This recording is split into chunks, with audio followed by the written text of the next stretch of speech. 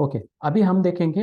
आप सभी को इंटरनल स्ट्रक्चर और एक्सटर्नल स्ट्रक्चर पता चल गया मार्केट का कैसा होता है। एक्सटर्नल स्ट्रक्चर जो होता है वो भले ही कितना ही टॉप हो, अप का हो या डाउन का हो, तो छोटे टाइम फ्रेम में वो हमेशा एक रिट्रेसमेंट करते हुए आपको देखने के लिए मिलेगा। देखो, जैसे फॉर एग्जांपल ये डे की कैंडल ना, लेट्स एज्यूम कि डे की कैंडल में ये इस तरीके से चल रहा है मार्केट।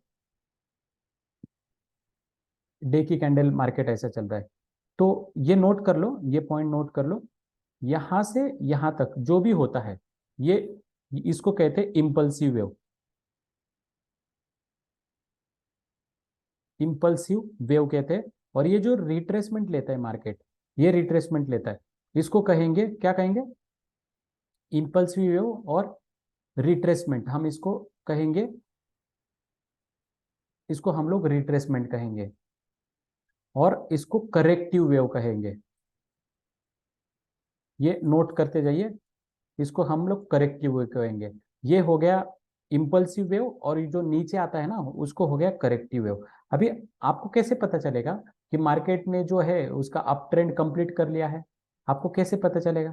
आपको पता करने का एक बहुत ही सिंप्लीफाई उसका एक आंसर है। कैसे पता चलेगा? जैसे मार्केट एक अप ट्रेंड में जा रहा है, अप ट्रेंड में जब जब भी मार्केट जाता है तो मार्केट एक स्ट्रक्चर फॉर्मेशन करते जाता है। जैसे देखो, ये ऊपर गया, फिर नीचे आया, ऊपर गया, नीचे आया, ऊपर गया, नीचे आया, ऊपर गया। तो इसने क्या किया, ये जो पहले वाला हाई है ना, इसके ऊपर ये हाई बना दिया। जो नीचे वाला हाई है इसके ऊपर ये बना दिया। ये हमने डिस्कस किया था, ऊपर बना दिया।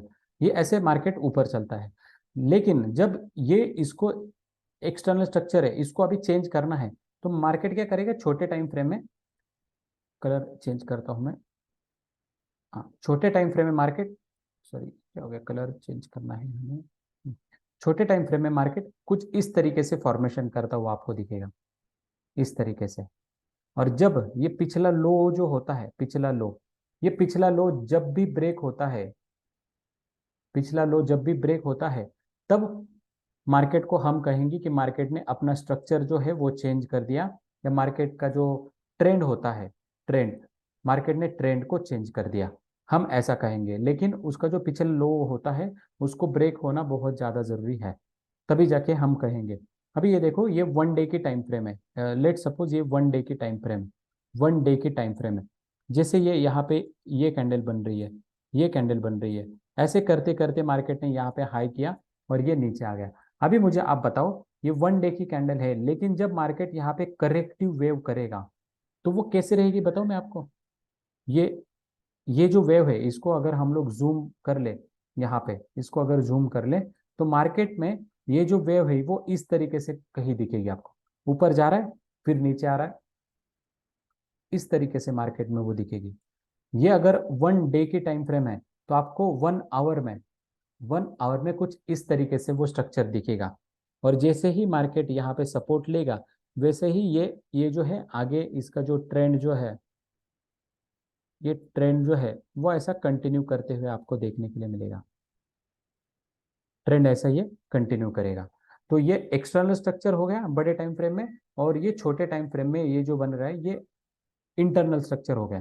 तो आपको क्या करना है, जब भी आप मार्केट में एनालिसिस करोगे, तब आपको इंटरनल स्ट्रक्चर और एक्सटर्नल स्ट्रक्चर दोनों का भी एनालिसिस करना है। तो एनालिसिस कैसे करेंगे? कुछ हमारे पुराने स्टूडेंट है उनको पता होगा। मैं अभी जो इंपॉर्टेंट यहाँ पे लिख रहा हूँ, आपको वो नोट करते जाना है। ओके, इस टेक्स्ट को मैं इधर लेता हूँ ताकि आपको थोड़ा सा समझ में आ जाए। देखो, स्टेप वन, स्टेप वन आपको क्या करनी है? सबसे पहले, ये इंट्राडे के लिए मैं बता रहा हूँ। ओके, इंट्राडे के लिए डे,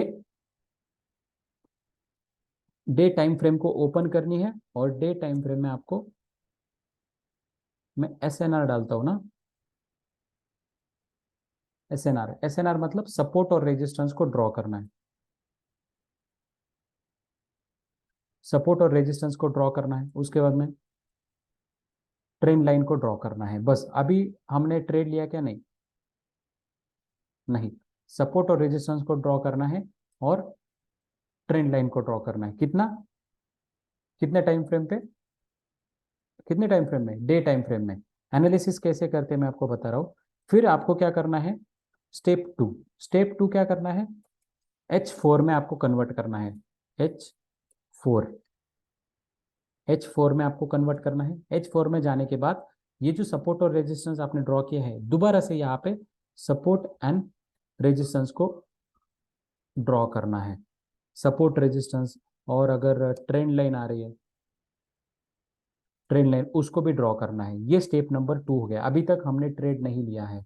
H4 में भी ड्रॉ करना है। स्टेप 3, स्टेप 3 में क्या करेंगे हम, सेम स्टेप 3 में क्या करेंगे, सेम ये जो स्ट्रक्चर करना है H1, 1 घंटे की टाइम फ्रेम में हमें ये सब एक्टिविटी ड्रॉ करना है दोबारा से, अगर बन रही है तो। H4 में भी हमें ये एक्टिविटी ड्रॉ करनी है स्टेप 3 में, और फिर उसके बाद जाना है। तो ये तीनों जब भी आप करोगे, ये तीनों भी आप जब करोगे ना, ये तीनों भी आप करोगे, तब आपको पता चलेगा कि मार्केट एक अप ट्रेंड में है या मार्केट एक डाउन ट्रेंड में है ना, मार्केट एक अप ट्रेंड में है या डाउन ट्रेंड में है। ये आप जब ड्रॉ करेंगे तब आपको पता चलेगा।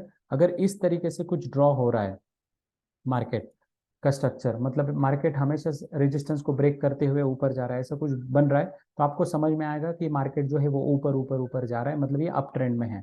और नीचे आ रहा है तो समझ जाएगा आपको एक डाउन ट्रेंड में है। ठीक, यहाँ तक हो गया। फिर हमारी आती है स्टेप 4।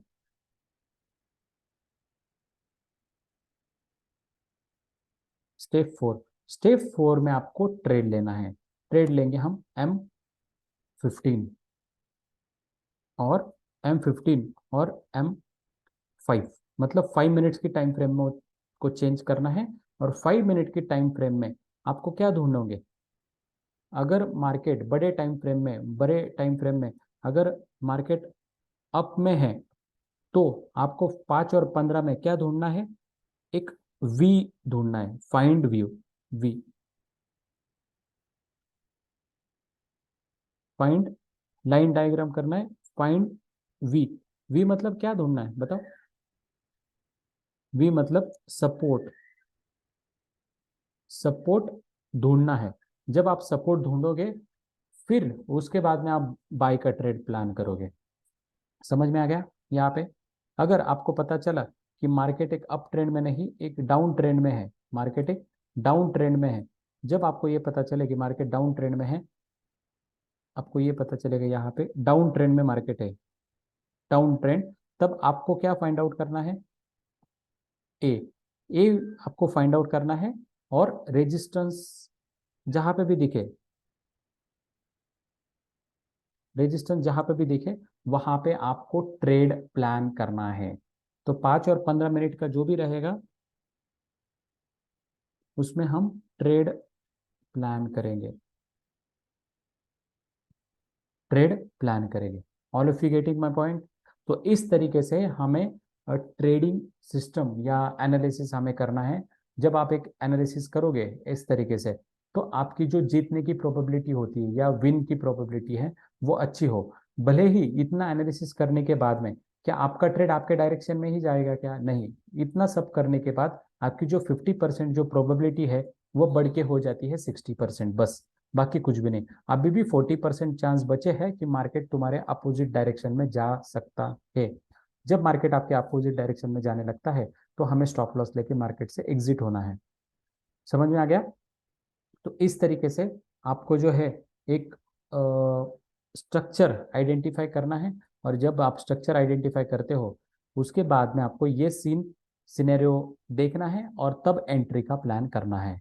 ओके, एंट्री कैसे करनी है और फिनिशिंग कैसे करते हैं, ये हम आने वाले सेशंस में देखते हैं। लेकिन अभी के सेशंस में हमने क्या देखा, एक देखा कि हमें एक एक्सटर्नल स्ट्रक्चर कैसे फाइंड आउट करते हैं, इंटरनल स्ट्रक्चर कैसे फाइंड आउट करते हैं, और दोनों को क्लब कैसे करते हैं, ये देखा मल्टी टाइम फ्रेम में। और अभी मैंने आपको बताया कि जब आपको पता चल गया कि बड़े टाइम फ्रेम में मार्केट अप ट्रेंड में है या डाउन ट्रेंड में है, तो उस हिसाब से आपको जो छोटे टाइम फ्रेम है, तो छोटे टाइम फ्रेम में आपको ट्रेड का प्लानिंग करनी है। समझ में आ गया सर सबको, समझ में आ गया sir, please confirm me. Yes sir. Okay, okay, okay, okay, okay, very good. तो इस तरीके से हमें जो है वो ट्रेडिंग के प्लान करनी है, और इसी तरीके से हमें स्टेप बाय स्टेप आगे बढ़ना है। ओके। तो अगर किसी के कुछ डाउट्स है तो आप पूछ